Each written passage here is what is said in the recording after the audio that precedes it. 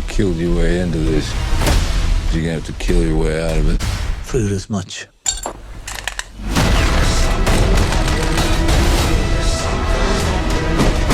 All of this is for a girl. I'm not stopping until I bring her home. That's for slapping that woman. That woman was my wife. That's for slapping your wife. What are you?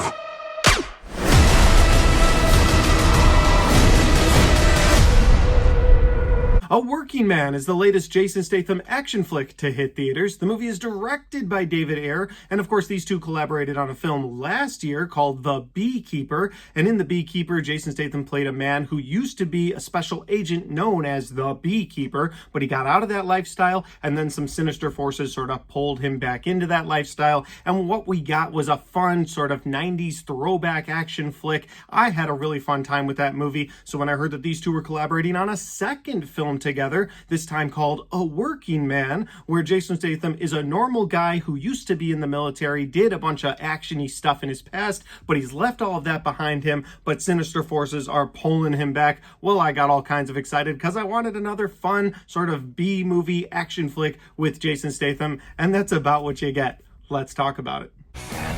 Here we go. That is one big pile of shit. No, I shot him. Bullets in the fall killed him.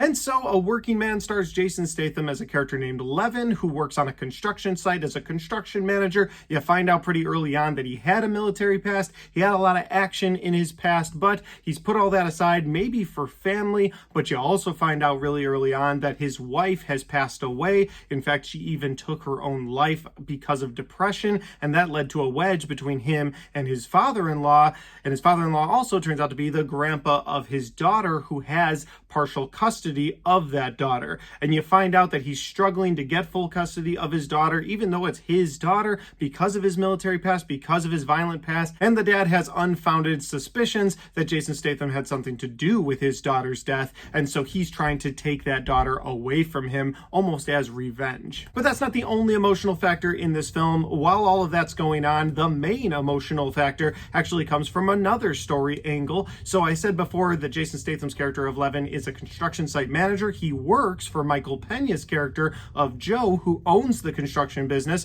and one of the people that works in the office is Joe's daughter, Jenny. And Jenny is either 19 or 20. She's not 21 yet. That matters in a little bit, but she works for that construction business, and she's got a strong bond with Jason Statham's character. You find out at one point that she's like, hey, can you teach me some of your karate moves? Like, I just want to be able to defend myself. And he's like, I kind of left that life behind me. And he's like, but I'll always have your back. Well, a couple days later, she goes out with some friends, she goes partying, she's got some fake IDs, and she gets kidnapped.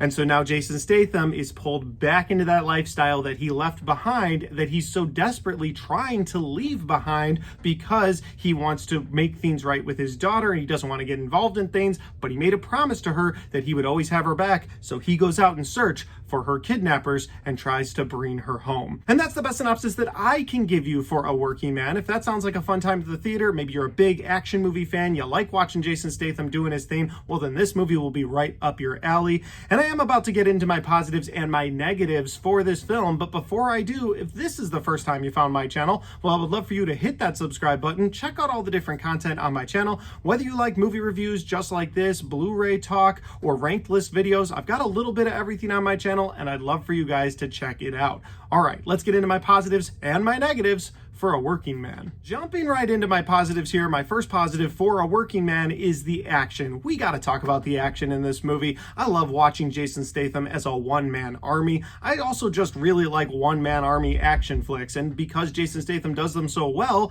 it's my biggest positive for this movie. You've got the knife fights that Jason Statham is known for, you've got some fun shootout scenes, and you also have the hand-to-hand combat scenes where a group of guys in a bar who don't take him serious all stand around him. He's like, all right, I gotta do it. And so he beats everybody up. Yeah, you gotta suspend some disbelief that like they can't land any hits on him, or in his knife fights, he's always the one getting the upper hand, or when he's shooting against a dozen men, none of them can hit him, but he can always hit them. Like, again, those are the tropes you get out of a B action flick starring Jason Statham. So if you're good with those, you'll have a fun time with it, and I know I did. So the action set pieces in this movie, oh, that's my biggest positive. And the other big positive that I have for this movie is going to be the emotional beats. Most, if not all of them, really worked for me, and I didn't expect that out of a Jason Statham movie. Like, yeah, sure, the action for sure. Yeah, I'm going to enjoy that. It's Jason Statham doing his thing. But the emotional connections that he has as a protector to his daughter, or as a standing up to his father-in-law, or as a worker for his boss Joe, and then that relationship that they have leading him to do the things he needs to do to bring Jenny back. Speaking of Jenny, the relationship he has with her, like, I bought into all those emotional connections that he was making throughout this entire film. And there's a fun side character in this movie, his best friend, played by David Harbour, and he and his best friend went on a mission once together, and his best friend lost his vision, but Jason Statham's character was able to save his life.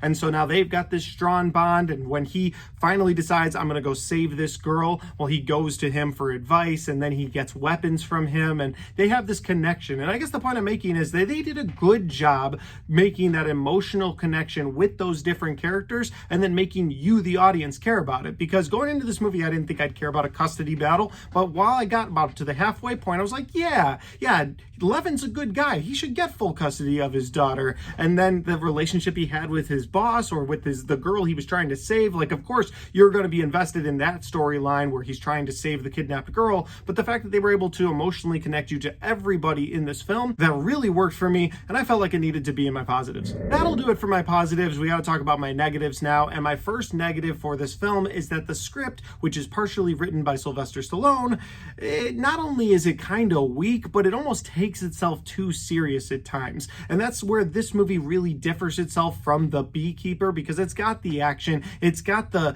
emotional beats that you felt in The Beekeeper as well. But the script for this movie, it just, again, it sort of takes itself too serious at times. And instead of just knowing that, hey, this is a B action flick, we're gonna go ahead and make this, they try to do a little too much. And while the emotional beats worked for me, there were times where I was just kind of like, all right, at the end of the day, this is a shoot 'em up action flick. That's all it needs to be, but the script is almost taking itself too serious. And that leads right into my next negative, and that's the pace of the character of Levin feels off. And what I mean by that is that in this film, you've got a character who is racing against the clock to save this kidnapped girl, because in most kidnapped movies, the person that's going after them knows, hey, she could get sold into slavery, she could get murdered, she could have all these different things happen to her that I'm not allowed to say on YouTube, but all these things could happen. So that person is racing against the clock to figure out who did it. They're going to confront some people, they're going to get some names, they're going to move on. And that is the pattern that this movie takes, except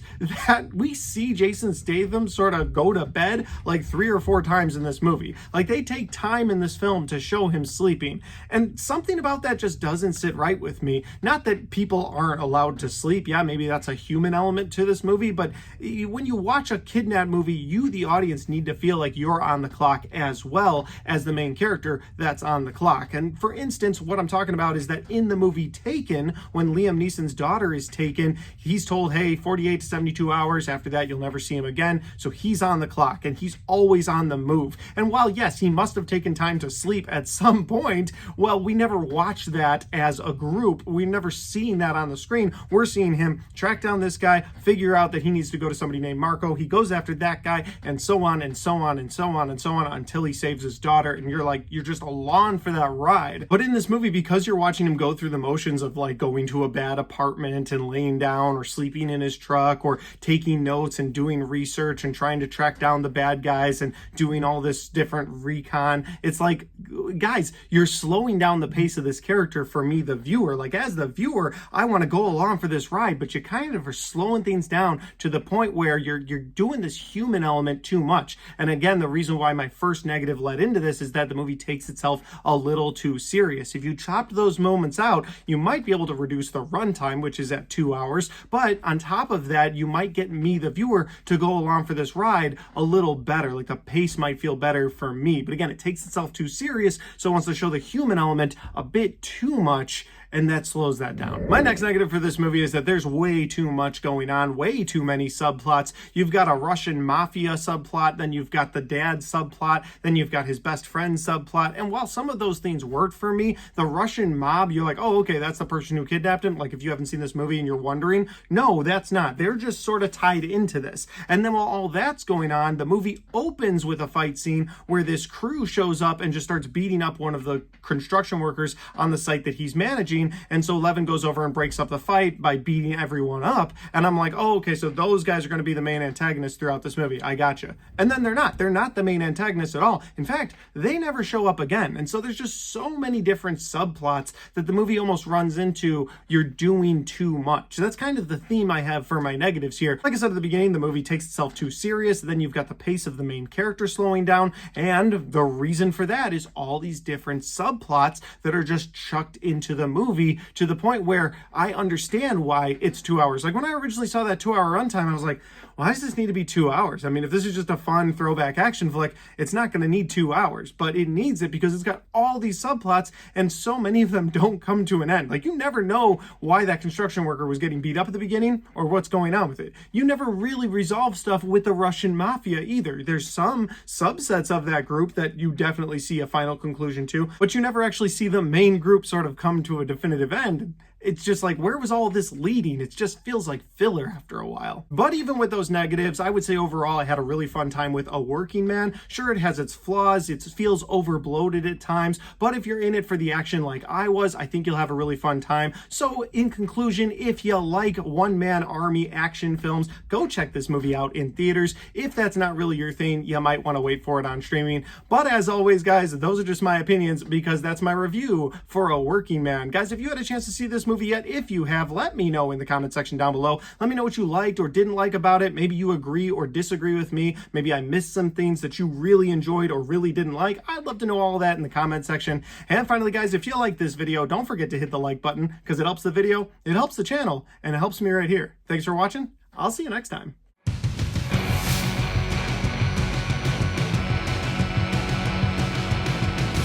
All right, guys, we got to the end of my A Working Man review, and my wife just texted me a few minutes ago saying that the chicken parmesan is ready upstairs. I'm hungry. I'm ready to go eat. But before I go, I want to say that if you want to check out any of the other content on my channel, well, I've got all of my best and worst of 2025 so far right there, and I've got all of my 2025 movie reviews right there.